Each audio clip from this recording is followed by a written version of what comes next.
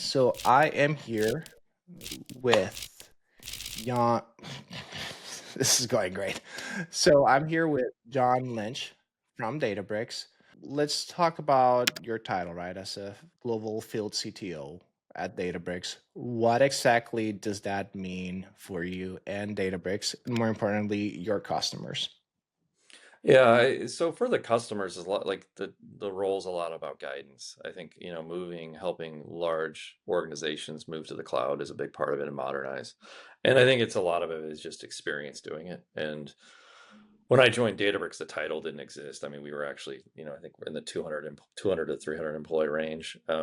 We developed it over time, Arsalan and myself, and we've tried some different approaches with it. But what we found is it's a role that has to be very technical. It's a role that has to be trusted in the company to represent the company, and then heavily involved in everything from how we release new products to actually, feedback from customers.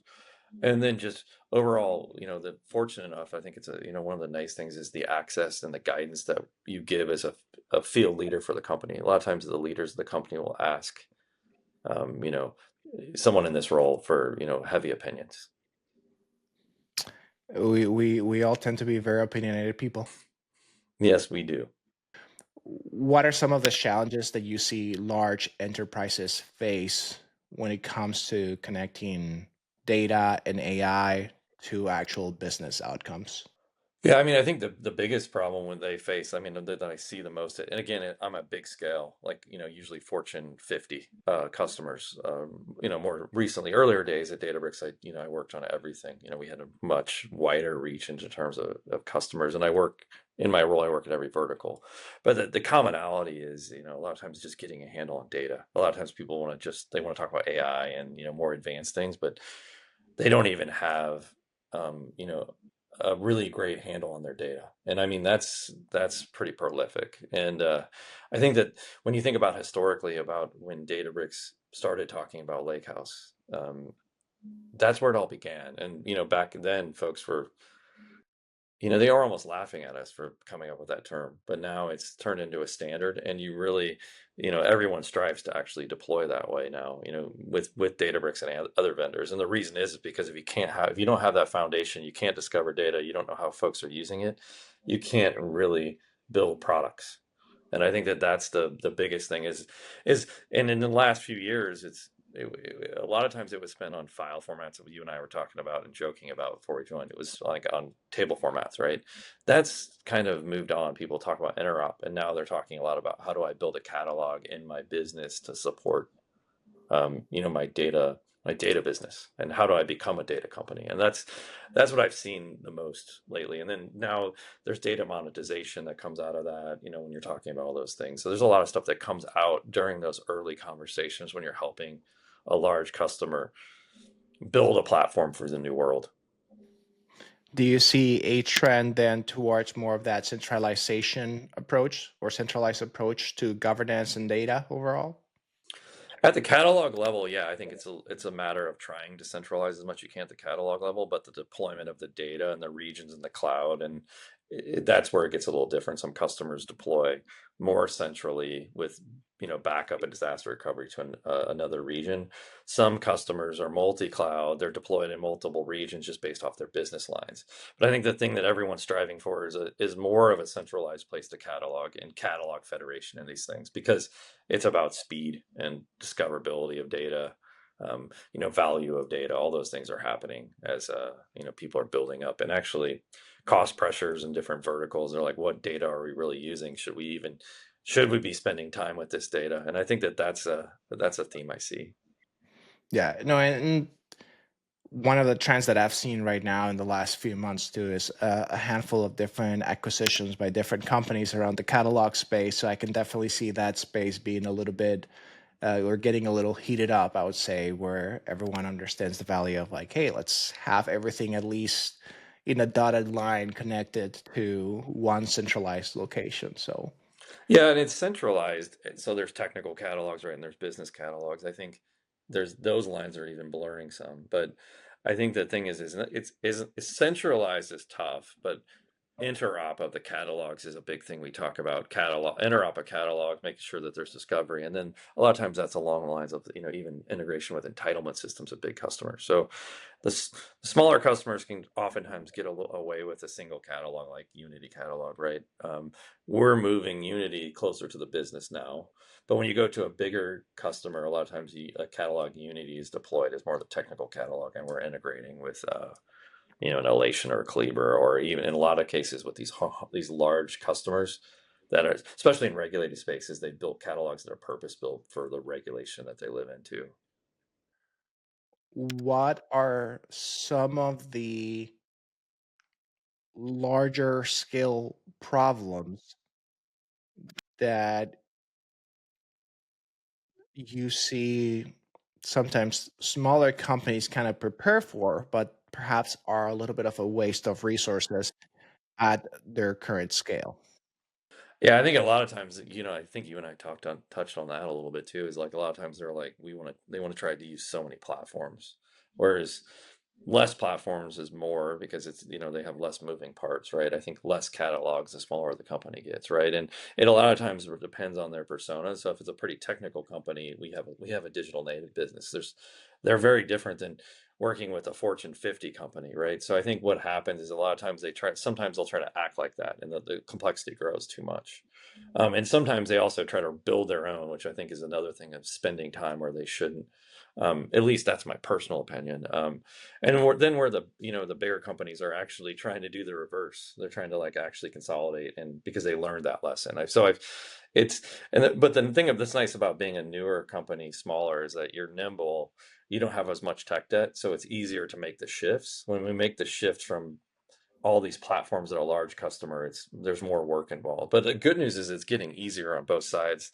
As we've seen, a lot of times folks talk about how they want to build AI, but like AI stuff is really helping us with code conversion as customers move and things like that also.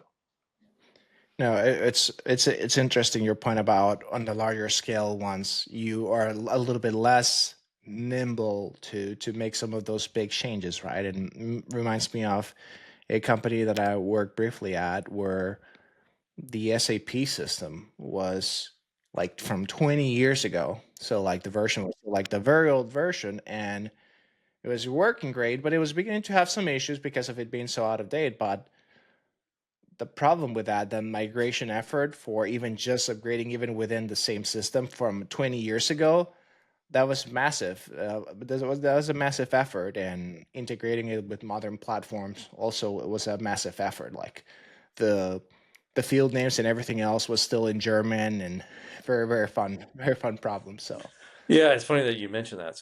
There's a really large product company that's in the healthcare that I think they've acquired somewhere in the like probably 30 companies. So, or we worked on a project with them actually taking SAP from 30 different legacy companies into one data platform. And just the CDC work and integration was very difficult. We're working to make that much easier. You saw how we're partnering with SAP. We're sidecarring, Databricks. You can run our application with SAP because there's so much valuable data with SAP. Customers, retail and manufacturing customers cannot live without that data.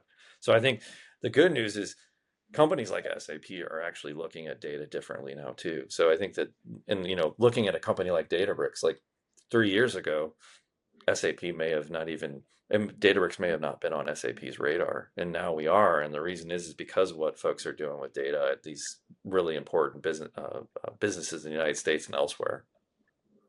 no, and I love it too because SAP is very good at what it does. So I think it allows them to stay focused on what they really excel at and drive their customer value there. And on the flip side, Databricks can come in and do what Databricks does best. So I think I'm personally excited about that as someone that used to have to do all sorts of work around SAP to get it out from SAP to do this and that, this data science type work outside of it. I'm excited for that partnership. So Yeah, we are too. I think it's definitely exciting. I mean, customers are excited about it too. I can every time we bring it up, and a customer that has one or both. I mean, most time we're in. Every time I'm in a customer that's in certain verticals, they have SAP, And when we talk about how we can make that easier and to do more advanced things now, there's a lot of excitement for sure. What is the most preventable mistake you see businesses make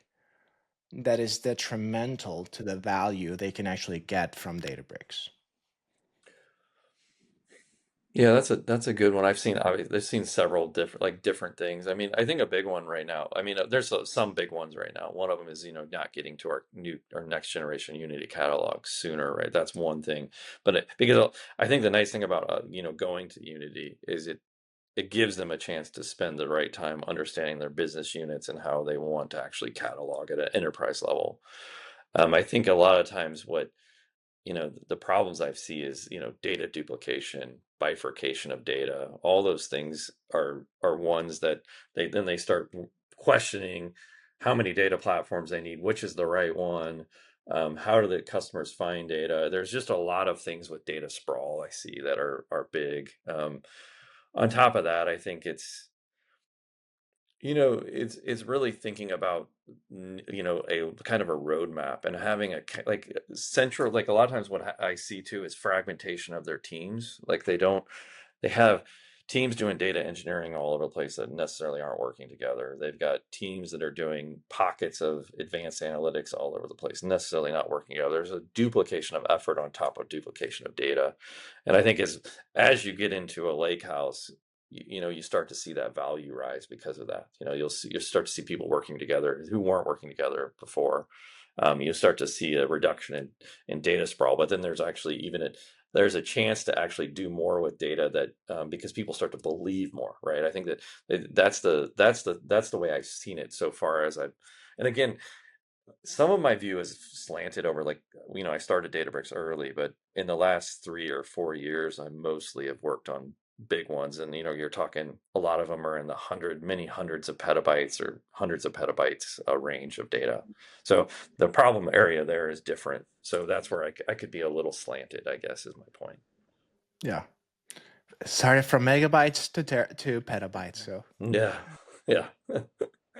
to your point, I have seen how having the Unity catalog for at a previous company that I worked at, how really that really did help identify, like, oh shoot, we have all this data that no one's using, and we just had it sitting there for a while, and that led to a cut of like 20% of storage costs and whatnot, because of like, hey, we don't really use this data, or we have very similar data like this elsewhere here. And granted, you could have potentially done that research in different ways. It would have just been more time consuming. So Yeah, I think it's the work too. I think as you start to do these massive, like again, like I said, I'm slanted, but I think you could apply this to anything. Is, people, when you're doing the migration from one platform to another or many platforms to one, I think if you really take time during that process to take a look about what value you're getting, like when you're moving from legacy Hadoop to the cloud, looking about like what's really being used, because it's a chance to really reduce a lot of that. And a lot of times customers want to go fast. We want to go fast too, but a lot of times it's a matter of doing that in a prescriptive way when you make that move. Talking about the data value, talking about what's being used, talking about the upstream products that are driven from these platforms, and then really going to the in the case of the big ones, going to the cloud with a much cleaner slate. what is the most impactful project that you've personally been a part of, and what was that impact like?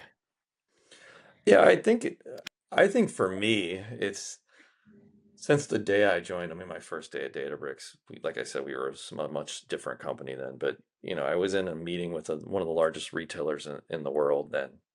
And helping, working with them to modernize and be competitive, and getting that lighthouse customer in retail, right?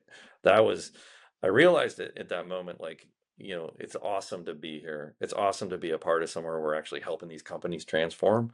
But what in my role, has it progressed, I got the chance to do that in every vertical with every one of the big customers. So when I think about impact, when you're trying to build a company, from what we Databricks had the founding team's amazing, right? But we had a lot of speed because of Spark. But when you're trying to build a company, you have to get these anchor lighthouse customers, right? In all these verticals, because what happens is it builds trust. So in my role, I'm fortunate because I got to move across, and there was the first one in retail. Then it was more like like in telco and media. Then we moved into like health and life sciences, and more recently, it's been a lot of financial services customers. And if you get most recently, I'm proud of what we've done as a company in financial services. But when I think back, we really did the same thing, and it was in a way harder to do it early days because our brand was different. We were considered more of like when you want a heavy research team to do advanced analytics, like we were talking about unified analytics. We made the move to more production workloads and started moving, more important workloads. Now we're moving the most important workloads to the cloud. And so I think the thing is if you look at it almost like on a trend line, our popularity as a company, and I think our trust has went up with our customers. And the same thing happens though with the customer cohort, is making sure you win those, like I said, those lighthouse accounts, and really partner heavily with them to make sure they're successful. So I guess what I say, but I think the most impactful thing I've been able to do is work on those lighthouse accounts. So, John, what are your free-form thoughts on data portability and data interoperability? And so when I think about that, it's like, we've been obviously a player in that since the beginning for customers. Last year, it was a lot about table formats. You talk about Iceberg versus Delta, establishing interop between the two. You have, X table and uniform. We made that kind of go away for customers. Customers are more comfortable with formats now, and there's strength in being able to support both of them for our customers, right? There's benefits to each for different workloads or different connection points to other products and things, right? So I feel like the community and Databricks has done a good job there in the last 18 months to 2 years. And now what's happening is interop at the catalog level. And what I feel like Databricks is out in front there because we started building Unity, and then we acquired Tabular, and we took a lot of obviously the Iceberg parts and put them into Unity. So now we've got a catalog is a catalog that was built for Lakehouse, so it has to do all the things that Lakehouse does, but it can interop. And we you can read from other platforms. We're working on actually making it so you can ask for the data in the version and the format you want. So all of that is pretty big for the customer. I think, like I said, 24 months, the past 24 months, last year, and I'm sorry, the year before, was pretty heavy on table formats. I think this year is a lot about catalogs. And I think that I can even feel a difference when I talk to customers. They're more comfortable with Iceberg or Delta. They're, they're less comfort, but the comfort's growing on catalog interrupt now. And I think that that's the next thing. And I think we're working fast to make that go well for our customers.